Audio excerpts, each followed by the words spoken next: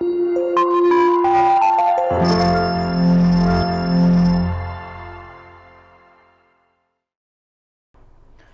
students, hope you all are doing good. Today we are doing a chapter named The Revolt of 1857.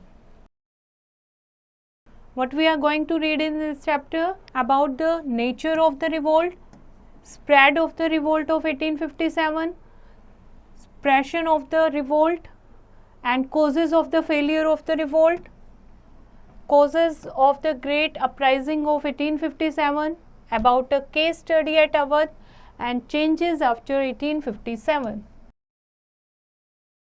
This year 1857 holds a great importance in the history of India. In this year there was a major revolt in India which shook the very foundation of the company's rule in India. 1857 इसमें इतनी बड़ी revolt हुई थी, एक क्रांति हुई थी जिसने जो कंपनी रूल था उसको बिल्कुल हिला दिया था. Now nature of the revolt of 1857. Historians have different views regarding the nature of the revolt of 1857. British historians call it a purely military revolt, while the Indians regard it as the first war of independence. First revolt of 1857 को अलग अलग view से देखा जाता है. According to Britishers उनका माना जाता है कि ये एक सिर्फ मिलिट्री रिवोल्ट थी, लेकिन इंडियंस का कहना है कि ये फर्स्ट वॉर ऑफ इंडिपेंडेंस थी. The English historians say that it was a military revolt which erupted due to the introduction of greased cartridge. English historian क्या कहते हैं? जो greased cartridge यूज़ की गई थी उसके लिए एक military revolt थी, जबकि many Indian writer like Savarkar, Ashok Mehta say that this revolt could not have spread so suddenly had it not have the people support behind it. They also say that people from all walks of life, inspired by the nobles' ideals of nationalism and independence, supported their rules against the British. Hence, the revolt of 1857 can be called the first war of independence. Indians का कहना है कि दुनिया के कोने कोने से सब लोग ब्रिटिशर्स के अपोज हो चुके थे और सब लोग रीयूनाइट होकर हर जगह से प्रोटेस्ट कर रहे थे. इसीलिए 1857 को फर्स्ट वॉर ऑफ इंडिपेंडेंस भी कहा जाता है. Now causes of the great uprising of 1857. First cause था political cause. The British policies of the subsidiary alliance and the doctrine of lapse reduced the native kings and princes to mere subordinates. A large number of native rulers and chieftains such as those of Satara, Jhansi, Sambalpur, Nagpur and Awadh were made to part with their kingdoms in an unjust manner. इन बहुत सारी states को Britishers ने annex कर लिया था and this created bitterness toward the British rule among the displaced ruling class. और इसलिए जो ruling class थे, जो ruler थे उस टाइम के, वो भी इनके British rule के खिलाफ हो गए थे. The British discontinued the policy of granting pensions and titles to the Indian rulers, which caused widespread distress and discontent. For instance, Nana Sahib, the adopted son of Baji Rao II, was deprived of pension. और Britishers ने बहुत लोगों की pension जो कि वो ruler को एक खर्चा देते थे उसको बंद कर दिया गया था, और जिससे बहुत सारे इंडियन रूलर जो थे वो उनके खिलाफ हो गए थे. Did you know? Some landlords like those of Tirunelveli and Aligarh and Tanskor organized revolt even before 1857. कुछ पार्ट ऑफ इंडिया में 1857 से पहले ही रिवोल्ट ब्रिटिशर्स के खिलाफ शुरू हो चुकी थी. नाउ पॉलिटिकल कॉज के बाद आता है इकोनॉमिक कॉज. जो लैंड रेवेन्यू था कंपनी ने जो शुरू किया था वो बहुत हाई टैक्सेस डिमांड कर रहे थे. This affected all sections of society. The peasant suffered due to high revenue demands and the strict revenue collection policy. जो पीजेंट्स थे वो स्ट्रिक्ट रेवेन्यू कलेक्शन पॉलिसी के खिलाफ थे और वो दे भी नहीं पा रहे थे इतना टैक्स. जो आर्टिशन एंड क्राफ्टमैन थे वो भी बिल्कुल उनको बर्बाद कर दिया गया था, बिकॉज बहुत सारे जो चीप ब्रिटिश मैन्युफैक्चर गुड थे वो इंडिया में लाए गए थे. एंड लेस इन डिमांड, जो गुड वेरी एक्सपेंसिव जो थे, जो आर्टिशन और क्राफ्टमैन बना रहे थे, उनके रेट बहुत ज़्यादा बढ़ा दिए थे। इसीलिए जो उनकी डिमांड थी वो कम हो गई थी, क्योंकि जो ब्रिटिशर्स थे वो मशीनों से काम करते थे, तो उनके बहुत सस्ते गुड मार्केट में आ गए थे। Indian goods were subjected to very heavy duty when sold in England, और अगर इंडियन गुड्स को इंग्लैंड में एक्सपोर्ट किया जाता था तो उन पर बहुत ज़्यादा हैवी ड्यूटी लगा दी गई थी। The drain of wealth and extremely slow pace of industrialisation aided to the economic grievance of the people. इसीलिए जो इंडिया के लोग थे उनके पास वेल्थ कम हो रही थी, वो डे बाय डे पुअर होते जा रहे थे, इसीलिए वो ब्रिटिशर्स के खिलाफ आ गए थे। उसके बाद है social cause. A serious cause of discontent among all classes of Indians was that they became apprehensive of the intentions of the British connecting their religion. The Charter Act of 1813 had allowed the missionaries to enter India. Charter act 1813 से missionaries जो थे वो India में आने लगे थे। बहुत सारे जो मिशनरीज थे वो क्रिश्चियनिटी में कन्वर्ट करना चाहते थे, हिंदुइज्म को।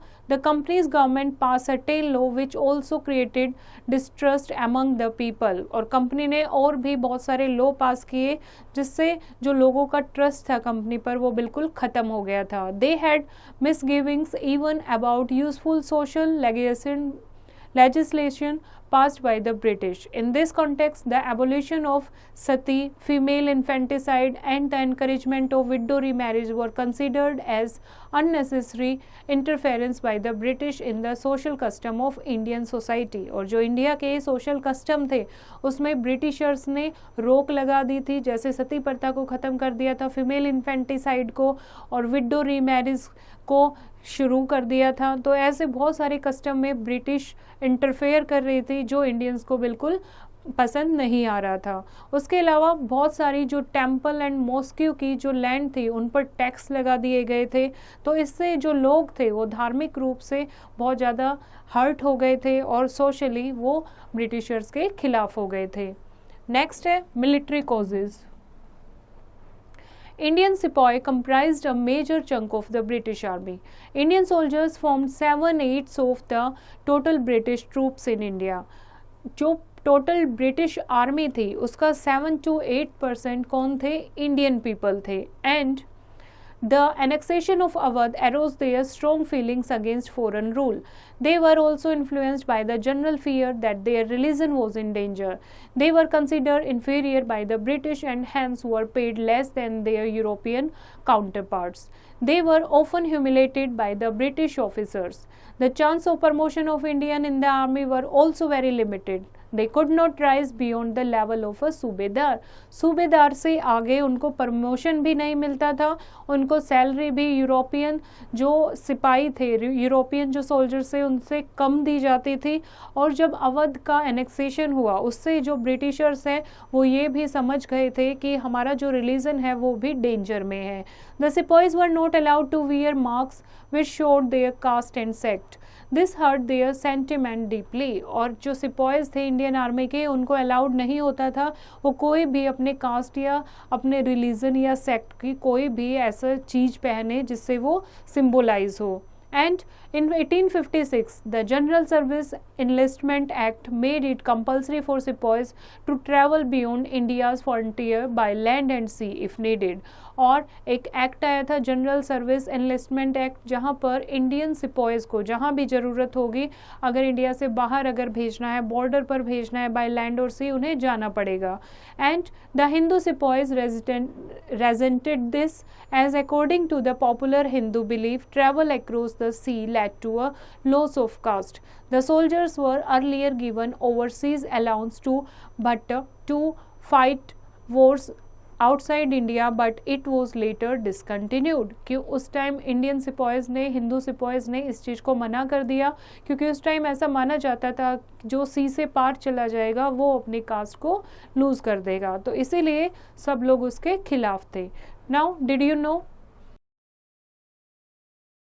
the presidencies of Bombay, Madras and Bengal maintained their own army, each with its own commander-in-chief. They had more troops than the official army of the British Empire. In 1857 there were 2,57,000 सिपाहीज, और इतने ज़्यादा सिपाहीज हो गए थे 1857 तक जो British army से कहीं ज़्यादा थे.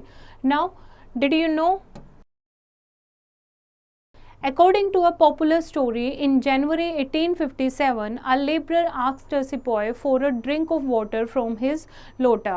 The sepoy, a Brahman from Awadh, refused, saying he would lose his caste.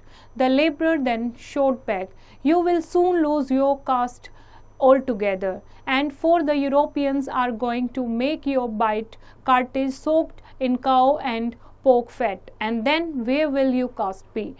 एक स्टोरी इसमें मानी जाती है कि एक लेबर ने एक सिपाही को पानी के लिए पूछा, तो सिपाही ने ब्राह्मण को बोला कि सिपाही जो था वो एक ब्राह्मण फैमिली से था, अवध से, तो वो मना कर देता है कि मैं इस लोटे से पानी नहीं पी सकता, नहीं तो मेरी जो कास्ट है वो लूज़ हो जाएगी, मैं अपनी कास्ट से बाहर हो जाऊंगा.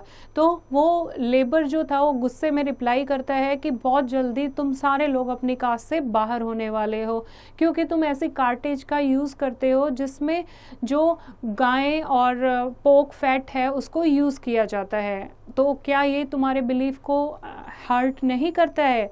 तो क्या अब तुम्हारी कास्ट कहाँ जाएगी? इस स्टोरी से क्या हुआ? इस स्टोरी से जो सिपाहीज थे वो ब्रिटिशर्स के खिलाफ हो गए थे. Now immediate cause. The final spark was provided by the reaction of the company officers to the controversy over the ammunition of the new pattern Enfield rifle introduced into army in 1853. To load the new rifle, the sepoys had to bite the cartridge open. उस rifle को load करने के लिए सिपाहीज को bite करना पड़ता था cartridge को ओपन करने के लिए. ऐसा र्यूमर फैल गया था कि जो पेपर कार्टेज है उसकी जगह जो ग्रीस यूज़ किया जा रहा है वो एनिमल फैट रिगार्डिंग जो काउ फैट है उससे बना हुआ है. इससे बोथ हिंदू एंड मुस्लिम जो रिलीजन थे वो हर्ट हो रहे थे. The sipahis thought that the British are deliberately trying to hurt their religious sentiments. On January 27, 1857, Colonel Richard Birch, the military secretary, ordered that all cartridges issued from depots were to be free from grease, and that sepoys could grease them themselves using whatever mixture they may prefer. और इसीलिए बहुत सारे सिपाहीज ने army में काम करने से मना कर दिया था. तो फिर एक जनरल ने ऑर्डर पास किया कि किसी भी राइफल में ग्रीस का यूज़ नहीं किया जाएगा. अगर ग्रीस की रिक्वायरमेंट होगी तो सिपाही जो भी वो प्रेफर करते हैं उस मिक्सचर को यूज़ कर सकते हैं.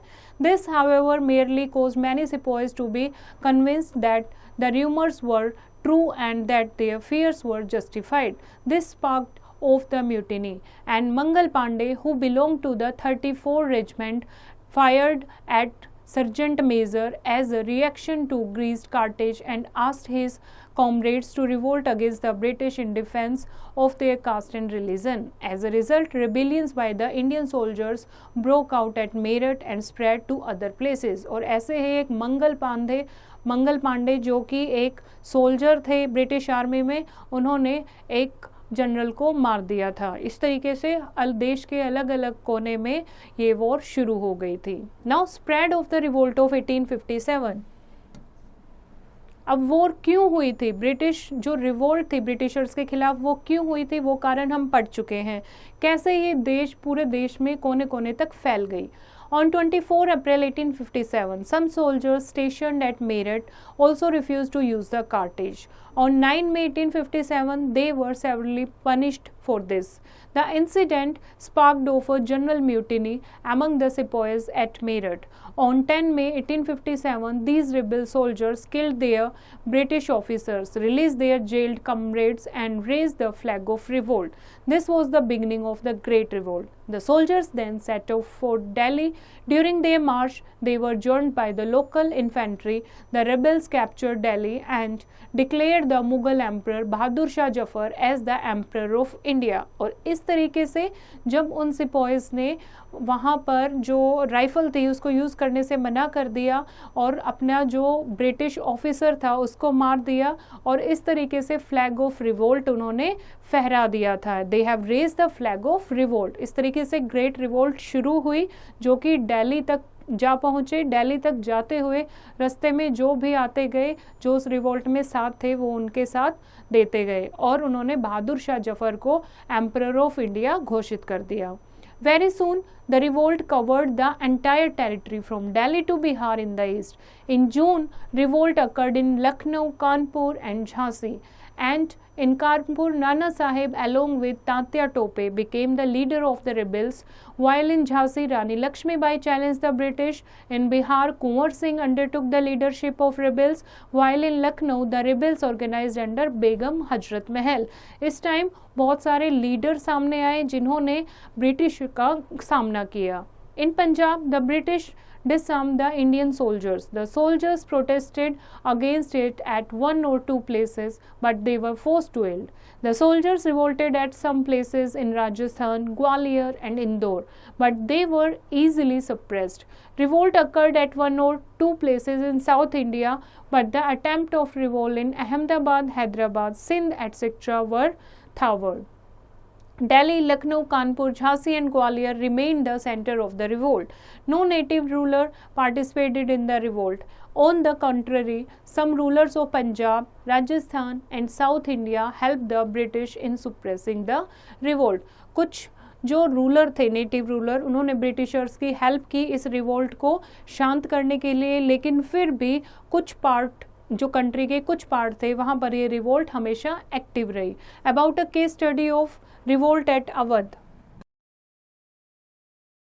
अवध जहाँ पर बेगम हजरत महल की स्टोरी आप सुनोगे। Awadh, its capital being Lucknow, remain the centre of the revolt for 8 months. As we have read earlier, Dalhousie had annexed Awadh, which angered the sepoys. With the end of Nawab rule, his palace was ruined, jewelry auctioned, and the royal family was reduced to poverty. Begum Hazrat Mahal, along with the support of the sepoys, peasant and tolakdars and the chief of the Awadh led the revolt bravely. British forces, women and children took refuge in the residence building on the banks of the Gomti river. The siege by the sepoys lasted for 8 months. Children fell sick during the siege. Many died of cholera. Acute food shortage prevailed. Many were killed or died due to sickness. However, they failed to throw the British out. इतना 8 महीने तक हजरत महल की leadership में बहुत सारे man, women, peasant, sepoy, तोलकदार सब ने अंग्रेज़ों का सामना किया, लेकिन उनको एक जगह प्रोटेक्शन के लिए एक जगह पर रखा गया। एक जगह पर हजरत महल ने उनको एक जगह पर रखा, जिससे क्या हुआ, खाने की शॉर्टेज हो गई, बच्चे बीमार हो गए और बहुत सारे जो लोग थे वो खाने की शॉर्टेज से मारे गए। हाँ, इतना कुछ होने के बाद भी वो ब्रिटिशर्स को नहीं रोक पाए। Now suppression of the revolt. Intimidated by the magnitude of the turmoil, the company decided to suppress the revolt with all its might. इतना कुछ देश के कोने कोने में हो रहा था, इसमें ब्रिटिशर्स जो थे, जो ईस्ट इंडिया कंपनी थी, वो पूरी कोशिश कर रही थी कैसे रिवोल्ट को शांत किया जाए। Reinforcements from England were brought. New laws were passed to convict the rebels, and then the company moved into the storm centers of the revolt. Delhi was recaptured in September 1857. बहुत सारे जो new law बनाए गए, reinforcement को England से बुलाया गया ताकि वॉर को सुप्रेस किया जाए, और दोबारा से सितंबर 1857 में दिल्ली को फिर से रिकैप्चर कर दिया गया। बहादुर शाह जफर को imprisonment दी गई, and his sons were shot dead in front of his eyes. He and his wife were sent to prison in Rangoon in October 1858, where he died in November 1862. उसको बहादुर शाह जफर, जो कि लास्ट मुगल किंग था, जिसको अभी 1857 revolt में king of India घोषित किया था, उसके बच्चों को उसके सामने मार दिया गया और उसे और उसकी वाइफ को रंगून भेज दिया गया, जहां पर उसकी डेथ हो जाती है। The rebellion, however, did not die down with the recapture of Delhi. The British fought for 2 years to suppress the rebellion. In March 1858, Lucknow was recaptured. Rani Lakshmi Bai was defeated and killed in June 1858. Tatya Tope escaped to the jungles of central India. He was later captured, tried and executed in April 1859. और उसको फिर से capture कर लिया गया और execute कर दिया गया। इस तरीके से जितने भी लीडर्स थे ब्रिटिशर्स ने उन सबको एग्जीक्यूट कर दिया, इम्प्रिजन कर दिया, जहाँ पर उनकी डेथ हो गई। Those who had rebelled were told that if they had not killed any white people they would continue to be safe and their rights and claims to land would be intact. However hundreds of sipahis, rebels, nawabs and rajas were tried and hanged. ऐसा उस time new law बनाया गया कि जो भी Britishers के खिलाफ नहीं होगा उसको उनके राइट मिलेंगे, वो सुरक्षित रहेगा और उसको उसकी लैंड भी दे दी जाएगी। लेकिन इसमें काफ़ी सिपाहीज, रिबेल और नवाब राजा थे वो हैंग कर दिए गए थे। Now changes after 1857। 1857 की रिवोल्ट के बाद क्या चेंजेस आते हैं? First, the British Parliament passed a new act in 1858 transferring the powers of the East India Company to the British Crown. This was done to make sure that a more responsible management of Indian affairs was carried out. A member of the British cabinet was appointed as Secretary of State for India. He was made responsible for all matters that were related to the governance of India. A council called the Indian Council was given to him to advise him. The Governor General of India was given the title of Viceroy, a personal representative of the Crown. British parliament ने एक new act पास किया 1857 के revolt के बाद। 1858 में एक नया act पास किया जिसमें जो ईस्ट इंडिया कंपनी की जो पावर थी वो ब्रिटिश क्राउन को ट्रांसफ़र कर दी गई, यानी जो इंग्लैंड का किंग था वो अब उसके रूल एंड रेगुलेशन इंडिया में फॉलो होंगे। एंड एक कैबिनेट ऑफ मिनिस्टर भी अपॉइंट कर दिया गया, secretary of state for India appoint किया गया एंड जो गवर्नर जनरल ऑफ इंडिया था उसको टाइटल ऑफ वाइसराय दिया गया। Next is they assured all ruling chiefs of the country that their territory would not be annexed in future। और जितने भी रूलिंग क्लास थे उनको भरोसा दिलाया गया कि उनकी जो टेरिटरी है उनको दोबारा एनेक्स नहीं किया जाएगा। They were allowed to pass on their kingdoms to their heirs to the adopted son, provided they acknowledged the British Queen as their sovereign paramount, thus holding their kingdom as subordinates of the British Crown। और जो British queen है, queen Elizabeth, उसको वो sovereign Paramount मानेंगे और उनको अपना जो किंगडम है वो हायरकी वाइज ट्रांसफ़र वो कर सकते हैं या फिर अपने अडॉप्टेड सन को भी दे सकते हैं। Third, the proportion of India soldiers in the army was reduced and the number of European soldiers were increased. More soldiers would be recruited from among the Gurkhas, Sikhs and Pathans। जो Indian soldier थे उनको उनकी संख्या कम कर दी गई British army में, उसकी बजाय यूरोपियन सोल्जर्स को हायर किया गया। ज़्यादातर जो सोल्जर्स थे वो गुरखास, सिख्स एंड पठान को हायर करने लगे। Now most of the land and property of Muslims are confiscated as the British believed that they were responsible for the rebellion। ज़्यादातर जो लैंड और प्रॉपर्टी थी मुस्लिम की उसको छीन लिया गया क्योंकि ब्रिटिशर सोचते हैं कि मेन रीज़न रिबेलियन का मुस्लिम थे। And the British decided to respect the traditional, religious and social practices of the people in India। और ब्रिटिशर्स डिसाइड करते हैं कि वो इंडिया में जो भी इंडिया के खुद के ट्रेडिशनल, रिलीजियस और सोशल प्रैक्टिस है वो उसमें इंटरफेयर नहीं करेंगे, वो उसके रिस्पेक्ट करेंगे। Policies were prepared to protect landlords and zamindars and to give them security of rights over their lands। ऐसी पॉलिसी बनाई गई जो कि लैंडलॉर्ड और ज़मींदार के उनके ज़मीन पर राइट वो रखेंगे।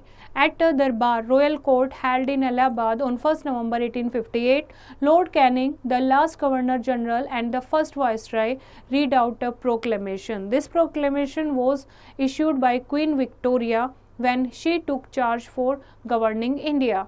Although the revolt failed, it marked the beginning of another struggle for independence. और एक दरबार लगाया गया जिसको रॉयल कोर्ट का नाम दिया गया, जहाँ पर क्वीन विक्टोरिया ने जो भाषण दिया उसको प्रीच किया गया, जो कि फर्स्ट वाइसरॉय था उसने प्रीच किया। इस तरीके से 1857 की जो रिवोल्ट थी उसको दबा दिया गया, लेकिन ये एक तरीके से फ्यूचर स्ट्रगल के लिए एक हिंट था, क्योंकि उससे लोगों को हौसला आया कि वो अंग्रेजों के खिलाफ लड़ सकते हैं और इंडिया को इंडिपेंडेंट कर सकते हैं। Now what were the causes of the failure of the revolt? क्या कॉजेज थे? First, breaking out before fix date. एक डेट फिक्स की गई थी, जो कि the date fix for revolt was 31 May, but hanging of Mangal Pandey 8 April 1857 made the revolt to break on 10 May. 31 मई को डिसाइड किया गया था कि दुनिया के देश के कोने कोने से लोग रिवोल्ट करेंगे, लेकिन मंगल पांडे को जब हैंग किया गया उसकी वजह से जो रिवोल्ट थी वो पहले ही ब्रेकआउट हो गई। एंड सेकेंड रीज़न क्या था? Cooperation of native state with the British. जो नेटिव रूलर थे उनका रिवोल्ट रेवोल्यूशनरीज के साथ कोई भी कोऑपरेशन नहीं था। हालांकि वो किसको कोप अप कर रहे थे? ब्रिटिशर्स को कोप अप कर रहे थे 1857 की रिवोल्ट को सुप्रेस करने के लिए। And lack of cooperation of elite.